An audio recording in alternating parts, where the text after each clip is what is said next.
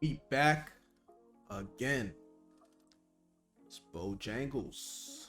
Yeah, sure. This is the one that a lot of people don't want me to react to, but some do, and I'm gonna do it. This is the ReZero. The lust if story. Haha. This is the one where I get my harem route. I want my harem route. Apparently, all right. So apparently, this is a joke one. This is a troll one on April 1st. It's not supposed to be taken seriously, but I'm gonna still check it out because why not? If the author puts it out there, guess what? It's real somewhere.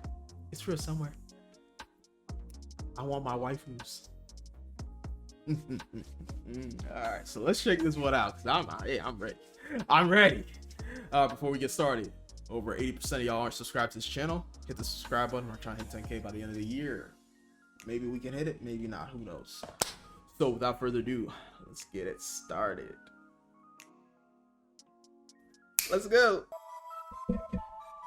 Every year on April 1st, the author of ReZero writes a spin-off story explaining what would have happened if Subaru went down a different route than the one we saw. If you happened to watch my last video, you got to see Subaru as the Purge King.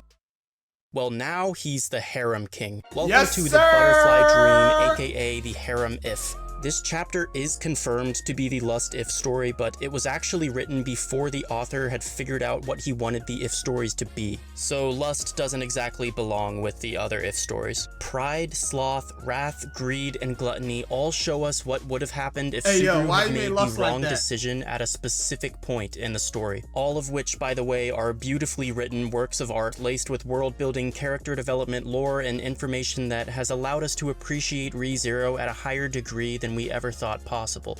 Sadly, Lust does not fit that description at all. Again, it was written before the author had established what he wanted the If stories to be, so in comparison to the others, it's just not good. In fact, Lust is the only If story that has ever been deleted by the author. The entire thing was actually written in one sitting, so I probably spent more time reading it than the author spent writing it. He was probably drunk But that's because the story wasn't supposed to be good.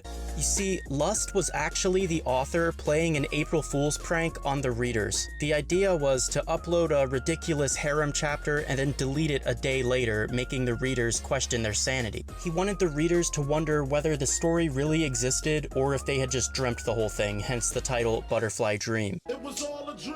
At the time of writing it, he didn't intend for it to be anything more than a funny prank, but years later confirmed that it was technically the Lust If. In my opinion though, it should not be classified as an If story because it's just way too different than the others. It's also the only If story that hasn't been fully translated, so if I happen to make a mistake in this video, feel free to point it out in the comments. Anyway, we aren't sure where exactly this story diverges from the main plot. I'm guessing it was somewhere in Arc 3, but it doesn't really matter anyway because the whole thing's a joke. Now earlier when I said Subaru was the Harem King, I meant it literally. In this story, Subaru starts out as the King of Lagunica after marrying all 5 royal selection candidates. What? King Subaru now lives in the royal castle with his harem that consists of all 5 candidates as well as Rem and Petra. The story begins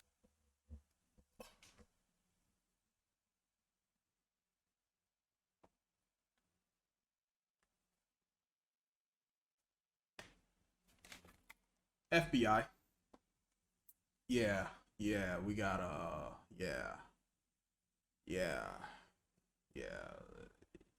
let's get the FBI on.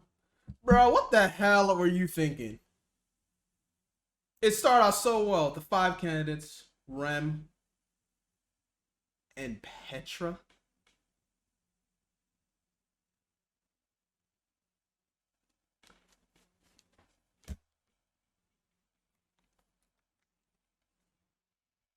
with Subaru being woken up by Petra's voice. Breakfast is almost ready, so Petra wanted Subaru to hurry and wake up so they wouldn't be late. But Petra's voice was awfully close, like right next to his ear. Subaru rolls over and sees Petra in the bed, curled up next to him. Could you have a seat right over there, please? Yes, Subaru just woke up next to a 12-year-old. Instead of immediately hiring a lawyer, Subaru grabs Petra and squeezes her body against his own in the bed because it was a cold morning and Petra's body heat was nice and warm pressing up against Subaru. They exchange a bit of flirty dialogue, but eventually get out of bed and agree to walk to the dining room together. They're already late for breakfast, so Petra and Subaru, hand in hand, hurry down the red carpeted hallway of the royal castle of Lagunica. Arriving at the dining room, Subaru is greeted by Krush's angry voice. "You're late," she says. Subaru gets nervous and tries to come up with an excuse, but Krush reminds him that she can see right through his lies. With you can't. Nah, bro, you can't date Krush. Nah. All right, I changed my mind. I forgot about that part. Her divine protection allows her to see through anybody that lies, bro. I can't date Krush. I can't. I gotta take her out the wife list, bro. Because if I'm trying to collect my harem, bro, you can't have her in it. She gonna catch you all the time, and then they're gonna go to her if they need to interrogate me. Nah, cuz I can't have Krush. She then accuses him of flirting with Petra, to which Subaru can't exactly deny. He feels bad, so he gives Krush a big hug and tells her that he didn't mean to offend her. But as the two of them are hugging each other, they suddenly realize their faces have drawn very close together. Now, usually when this type of situation occurs, in most harems, the characters will get all embarrassed and jump away from each other. Well, in this story, Krush and Subaru start making out. I'm talking tongue action and everything, just right there in the middle of the dining room. Anyway, Krush is suddenly depicted as delicate and feminine. As she's kissing Subaru, her eyes start to water and her ears turn red. But as soon as the kiss is over, Krush immediately switches back to her normal, more masculine personality. All that kissing must have worked up quite an appetite, because right after they're done, they just sit down next to each other and start eating breakfast like nothing happened. Subaru takes a bite and then the scene changes. Oh my god, this is terrible. Later that day, Subaru's in his office with a large stack of documents piled up on his desk. He's incredibly stressed about all the work he has to do as the king of Lagunica, but luckily Rom is there in the room with him. Subaru begs her to help him with the documents, and after a bit of resistance, she reluctantly agrees. Unlike Subaru, Rom's clerical work is surprisingly fast and efficient. Really? Subaru notes that it's probable that Rom had also been doing office work behind the scenes at the Roswell mansion. He briefly watches Rom's profile facing the documents and observes her tense, emotionless expression. A smile from Rom is extremely rare, but when it does emerge, it reminds Subaru of a beautiful flower that only blooms about once a year. Subaru then tells Rom that when she isn't talking, she's actually very cute. Rom replies with her usual string of insults, followed by a surprisingly polite request for Subaru to please not compare her with her sister. It was out of character for Rom to speak this way with Subaru, and something about it was oddly pleasant. They then return to the documents and continue working together in silence. Suddenly, the door bursts open and Priscilla barges in, announcing that it's her turn to spend time with Subaru. Subaru completely ignores her and continues working on his documents, but Priscilla kicks over the table in anger. Subaru rushes to catch the fallen items and tries to pick everything up off the floor, and after confirming that nothing's been broken, he sighs and explains to Priscilla that he's been really busy with all these documents. It's then revealed that Subaru's been bringing new technologies to ReZero. For example, he used a small fire crystal to create a portable furnace, or as we call it, a lighter. That way, people can cook stuff even if they can't use fire magic. By the way, in Obereru, Subaru made most of his money by doing the same kind of thing, so maybe this helped him convince all the candidates to marry him, I don't know. But this whole concept of bringing new inventions to the ReZero world seems to be pretty common for Subaru across all the timelines. Anyway, he tries to show Priscilla the lighter, but it malfunctions and the fire crystal starts overheating. In a few seconds, it'll explode in Subaru's face, causing possibly fatal injuries. But Priscilla quickly pulls her fan out of her cleavage and slices the lighter in half, saving Subaru's face from being horribly burnt. Subaru thanks her for protecting him and decides that maybe he can take a short break from his work and spend some time with Priscilla. This made Priscilla pretty happy, so she walks up, sits on Subaru's lap, and then wraps her arms around him, pulling him close. Even though he's been touched by Priscilla many times before, he still isn't used to it. The sensation of her fingertips on his neck made his lips moisten, and then Priscilla leans in and starts kissing Subaru. That lucky bastard. Whatever, let's move on to Anastasia. Hey, yo. Whoa, Anastasia's on the couch across from Nah, Subaru, she looked watching him work too on the big childish pile to of me. documents. It seems that the Hoshin Trading Company was able to successfully expand their markets into Lagunica now that Subaru was king. The two of them exchange dialogue for a bit, and after the conversation's over, Anastasia gets up and sits down right next to Subaru. They start cuddling together like lovers do, and Subaru strokes Anastasia's hair. It was long and soft and felt like the hair of a little baby animal. While Subaru's essentially petting Anastasia, she nuzzles her nose into his chest like some kind of cat or something. After some time passes, Subaru eventually returns to his room where he finds Felt lying in his bed. So, once again, let's think about this from a legal perspective. If you get home and there's a 14-year-old in your bed waiting for you, the FBI is probably in the other room. But again, Subaru doesn't seem to be too worried about going to prison. He looks down at Felt and slowly approaches her while he takes off his jacket, removes his tie, and unbuttons his shirt. He reaches the bed and lays down next to her, the two of them facing each other. He tells her that because of the way she's positioned on the bed, he could see everything under her skirt when he walked in. Felt doesn't really seem to mind, but she punches Subaru anyway. However, Subaru catches her punch and pulls her arm towards him, embracing her with a hug. Felt starts blushing and explains that she's intimidated by Subaru's other wives. She thinks she can probably beat Anastasia, but doesn't think she can beat Amelia or Rem, and her chest isn't nearly big enough to compete with Krush and Priscilla. But despite all that, she's still determined to try her very best. Subaru thought that was adorable, so he hugs her even harder, and then a heavy rain of kissing pours down into the room. Later that evening, Rem asks what happened to Subaru's left eye. He explains that Felt punched him after he got a little carried away. Rem tells him to be careful next time, but Subaru tells Rem that she's actually the one who needs to be careful. As he says this, he touches Rem's stomach, which was noticeably larger than it used to be. Yes, Rem is pregnant with Subaru's child. So not only is Subaru a pimp in this story, but he is also a daddy as well. Nowadays, Rem spends most of her time preparing for the baby, knitting clothes and things like that. She asks Subaru if he would prefer the baby to be a boy or a girl. Subaru thinks about it for a bit and then tells Rem if it's a girl, he will treasure her and love her and spoil her so much that she'll want to marry her own father. And if it's a boy, then he'll pass down his own father's tradition and become his biggest obstacle, his greatest rival, and his partner in crime. Rem blushes as she listens to Subaru's little monologue and gives him a happy smile. Her smile was so cute that Subaru couldn't help it anymore. He calls Rem's name and she immediately knew what he wanted. Rem closes her eyes and Subaru kisses her, her tongue stretching out somewhat. They hug each other tight the entire time, entangling their love with one another.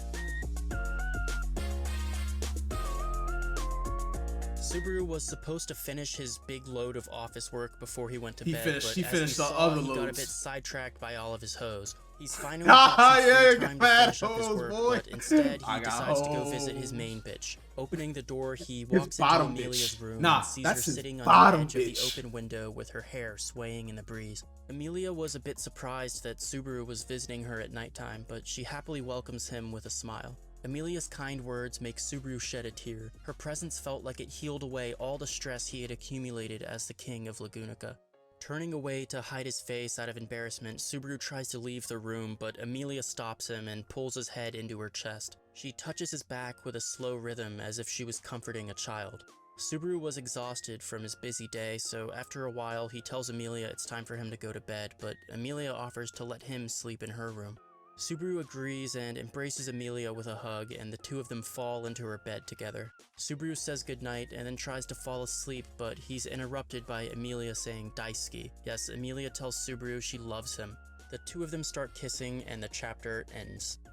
Now the next day, the entire story was deleted and replaced by a short bit of text. The text explains the parable of the butterfly dream, but it's written from the perspective of Ekidona. Now, Ekidona is a Season 2 character, but I'm not going to give any spoilers in this video, so there's no need to click away or anything like that. One day, a man dreamt he was a butterfly, but when he woke up, the man wasn't sure whether it was a dream or if he really was a butterfly who was now dreaming that he's a man. Isn't it fascinating? Those who have dreams are forced to either accept them or let go. Perhaps a dream held such weight that the dreamer themselves lost sight of reality. Would they then consider reality a dream? And what of someone who has many dreams, each with their own characteristics? Which of those dreams is reality to them? I wish I could be there to find out. The end. Jesus Christ. So yeah, that crazy harem story was replaced by some poetic words about confusing dreams with reality, which is what the author intended this story to be. Remember, all of this was a prank. The Lust If wasn't supposed to be in the same category as the other If stories, so it wouldn't be fair to compare it with them. Anyway, we didn't really gain much of anything from this If story. I guess one positive thing I can say about it is that some parts were pretty funny. Everyone was so out of character that it just felt way too stupid sometimes, and I couldn't help but laugh at a couple moments. I think my favorite part of the story was actually Subaru's relationship with Rem. Out of all the interactions, the part with Rem felt the most realistic to me. Anyway, I didn't hate the story, but it's kind of a letdown when you give it the name Lust If. Whoa! What?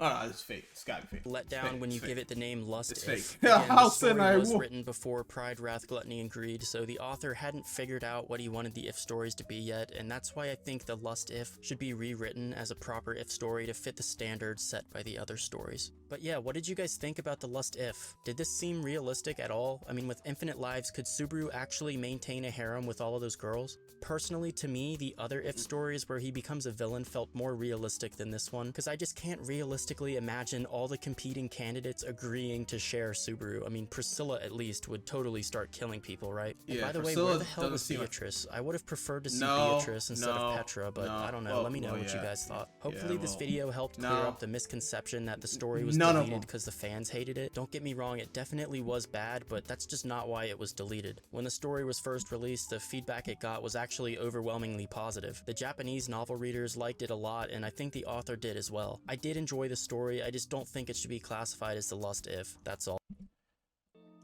Oh, Jesus Christ, bro. Like, the fact you had to add Petra, felt... The Petra thing just made it so much worse. And, like, let's think about, like, our moral compass here is completely different from the moral compass there. Like, there's a lot of documentation, stuff like that, where 14, 15, 16-year-old girls were getting married. So nowadays, that's gross as hell, and that's the nastiest thing. And like, that's one of the things that, like, I thought by myself, like, what if I get isekai into another world where they think that shit's cool? Like, I feel so nasty. Like, there's this part. Oh man, it's gonna be spoilers, bro. No, you know what? Screw it. If you don't want spoilers, you skip this. There's a series called Beginning After the End. Main character, I'm not gonna spoil nothing real big. Main character is like a middle-aged 50-year-old man who gets reincarnated, and similar to Mushoku Tensei. If you just think about it, like, let's say that happens to you, where you get isekai and you reborn, right? And you're like in a 10-year-old's body, but you've got the mind of a person like their 20s and up. Wouldn't it feel mad weird for having a girl the same age as you physically, but mentally she's the age of a 10-year-old, trying to holler at you? And it wouldn't be wrong, but in your mind you're just like, nah, stay away. Like, in the Beginning After the End, there's a romance that happens, and you find out really quickly when he's a kid, there's a romance. And like, the entire time in my mind, I'm just like, I wouldn't want to mess with these girls because they're kids. And same with Mushoku Tensei, they're kids. I don't want to mess with these girls. Like, if you're me, bro, and I was in that position, I'd be trying to holler at the older women, because yeah. Oh, bro, what if dudes that are MILF hunters are actually people that have been isekai, and they're just going after them because in their mind they're that age? You didn't hear that from me. Soldier Boy said it first. All right. Yeah, that was terrible. We're on to better things. All right, this is Bojangles signing out.